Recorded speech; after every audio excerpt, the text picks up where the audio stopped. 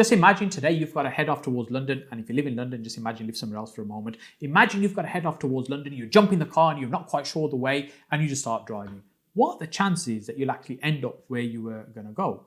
Well, if you don't have clear focus in terms of where you're heading, the direction where you're going, i.e. you don't have a clear goal of what you're trying to get to, you're ultimately not going to get there. You're going to go this way, you're going to maybe take a little turn that way, you maybe end up there, and maybe follow a few signs, maybe stop and ask someone, not if you're a bloke, and then you'll eventually get some directions and you'll find your way to where you're going.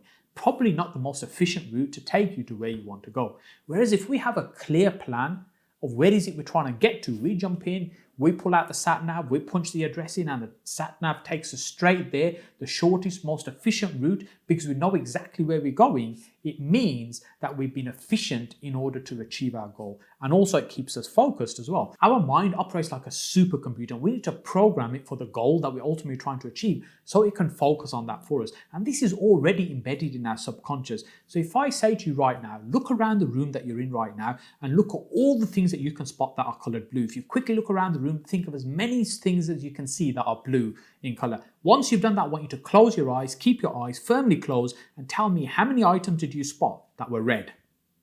Well, you probably can't tell me how many items were red because you were focused on the blue because they're the ones you were thinking about. Another example of this is when you've maybe gone out and purchased a vehicle, a car that you wanted and you've been maybe thinking about for some time, and you see and you get into that car and you pull out and you drive home with it, and you start seeing other cars very similar. And actually, there's another one there that's just very similar to mine, and there's one parked over there. And you start seeing these. Have they just appeared out of nowhere? Or is it now that you are more aware of their existence and you are spotting them? This is your subconscious seeing these things. So our subconscious can be programmed, and it's called the RAS, the reticular activating system, if I pronounce that correctly, where your subconscious can spot these things and see these things.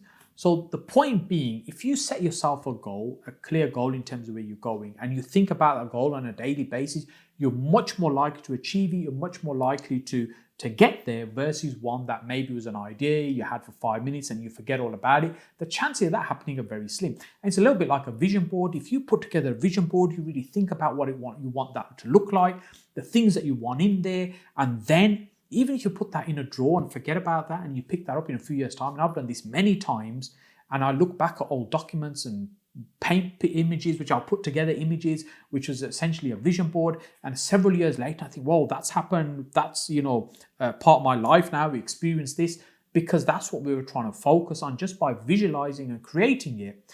The other thing is when you're setting a goal, how is it you're going to recognize you've achieved a goal if you don't really describe to yourself what it's going to look like? What do you want that to be? So for example, if you say, hey, I just want to be happy, what does that actually mean?